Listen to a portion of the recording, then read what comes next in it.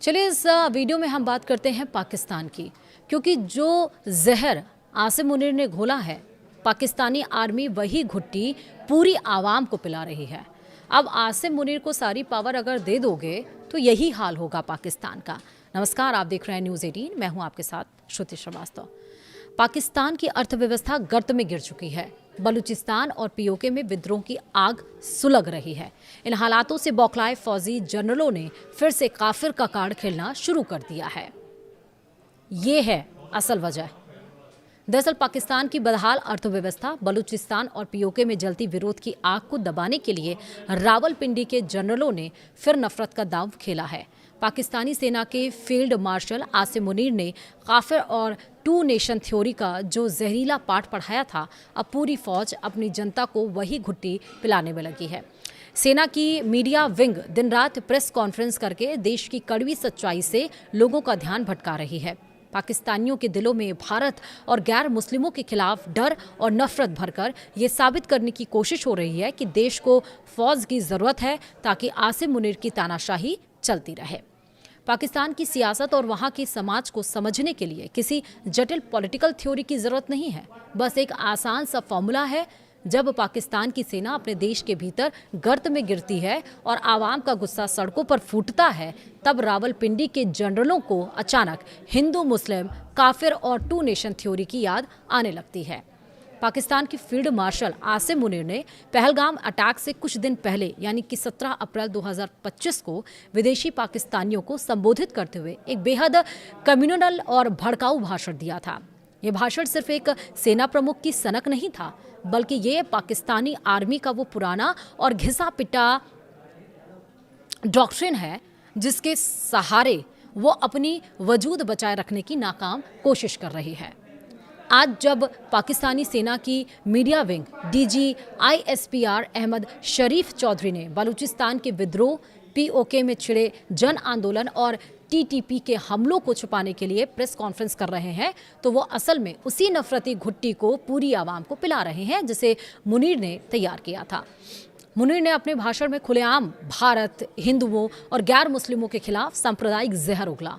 उन्होंने प्रवासी पाकिस्तानियों को संबोधित करते हुए कहा, हमारे पूर्वजों ने सोचा था कि हम जीवन के हर पहलू में हिंदुओं से अलग हैं। हमारा धर्म अलग है, हमारे रिवाज अलग है, हमारी परंपराएं अलग है, हमारी सोच अलग है और हमारी रह रहे पाकिस्तानियों को सुपीरियर आइडियोलॉजी और सुपीरियर कल्चर का पाठ पढ़ाते हुए पश्चिमी देशों में रहने के बावजूद काफिरों से खुद को अलग और बेहतर समझने की सीख दी। अब सवाल उठता है कि 2025 में जब दुनिया आर्टिफिशियल इंटेलिजेंस यानी AI, सेमीकंडक्टर और स्पेस इकोनॉमी की बात कर रही है, तब पाकिस्तान का आर्मी चीफ 1947 की पुरानी और नाकाम हो चुकी टू नेशन थ्योरी का ढोल क्यों पीट रहा है? इसका जवाब पाकिस्तान की कड़वी हकीकत में छिपा है। पाकिस्तान में इमरान खान जैसे नेताओं के साथ जो कुछ भी हुआ, उसके बाद वहाँ की जनता के दिलों से फौज की मसीहा वाली झूठी छवि पूरी तरह से गायब हो चुकी। अब लोग खुलकर फौजी जनरलों के ऐशो आराम, उनके अरबों खरबों के बिजनेस और राजनीति में उनकी बेजा दखलंदाजी पर तीखे सवाल उठाने लगे हैं।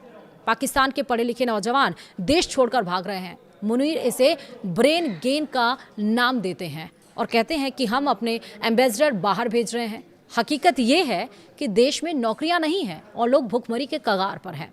बलूचिस्तान में BLA यानी कि और BLF ने फौजी दस्तों की नाक में दम कर रखा है। वहीं पाकिस्तान के कब्जे वाले कश्मीर यानी कि POK में लोग आटा, बिजली और आज़ादी के लिए सड़कों पर हैं और सेना के खिलाफ हिंसक प्रदर्शन कर रहे हैं।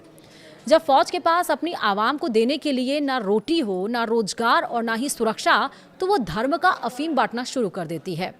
मुनीर की ये इस्लाम अफीम वाली डॉक्ट्रिन जनता को ये एहसास कराने की कोशिश है कि भले ही तुम भूखे मरो, लेकिन याद रखो कि तुम हिंदुओं से सुपीरियर हो और फौजी तुम्हारी मसीहा है। आसिम मुनीर के इस भाषण के बाद से पाकिस्तानी सेना का मीडिया विंग दिन रात इसी स्क्रिप्ट को दोहरा रहा है। जब भी बलूचिस्तान में बलोच फाइटर्स किसी फौजी काफिले को निशाना बनाते हैं या POK में पाकिस्तानी फौज के खिलाफ नारे लगाते हैं, तो DG ISPR तुरंत कैमरे के सामने आकर इसे काफिरों की साजिश बता देते हैं और बिना सबूत दिए भारत की तरफ उंगली उठा देते हैं। मुनीर ने बलूचिस्तान के विद्रोहियों को चुनौती देते हुए कहा था, तुम 1500 बंदे सोचते हो कि बलूचिस्तान को हमसे छीन लोगे? हमारी अगली 10-10 नस्लें भी इसे नहीं ले सकती। मतलब तुम्हारी अगली 10-10 नस्लें भी इसे नहीं ले सकती। आज की हकीकत से मुनीर को जवाब मिल गया। 1500 विद्रोही नहीं बल्कि बलूचिस्तान की पूरी आवाम फौज के अत्याचारों से तंग आ चुकी है और मुनीर सेना को मार मार कर आधा कर दिया है। जब डीजी आईएसपीआर मीडिया में आकर फितना अल हिंदुस्तान जैसी भारी भरकम शब्द उछालते हैं तो उनका मकसद बलूचिस्तान में सेना द्वारा किए जा रहे मानवाधिकार उल्लंघनों, फर्जी मुठभेड़ों और गायब किए जा रहे नौजवानों के मुद्दे से दुनिया का ध्यान भटकाना होता है। पाकिस्तानी फौज का ये पुराना खेल अब खत्म होने की कगार पर है।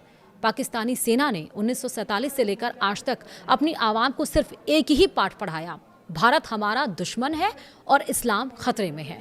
लेकिन आज की डिजिटल दुनिया में पाकिस्तान का आम नागरिक ये देख रहा है कि भारत आर्थिक और वैज्ञानिक मोर्चे पर कहां पहुंच चुका है, जबकि उनका अपना देश IMF के कर्ज और फौज की तानाशाही के तले दबा हुआ है।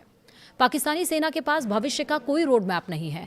वो आज भी 80 साल पुरानी नफरत और धार्मिक कट्टरता की बैसाखियां पर टिका है। धर्म और काफिर का पाठ पढ़ाकर पाकिस्तानी सेना अपनी हैवानियत, करप्शन और नाकामियों को छुपाने की कोशिश तो कर रही है, लेकिन सच ये है कि ये कम्युनल कार्ड अब एक्सपायर हो चुका है। जब आवाम के पेट में रोटी नहीं होती तो जनरलों के खोखले भाषण ज़्यादा दिन तक क्रांति या सब्र का कारण नहीं बन सकते हैं। तो अब देखना होगा कि जो काफिर का पाठ 2 नेशन थ्योरी पढ़ाई जा रही है वो सड़कों पर उतरी आवाम के मस्तिष्क में कितना बैठती है या ये विद्रोह जारी रहता है। फिलहाल आपका क्या सोचना कमेंट में मुझे ज़रूर बताएगा। वीडियो में इतना ही। नमस्कार।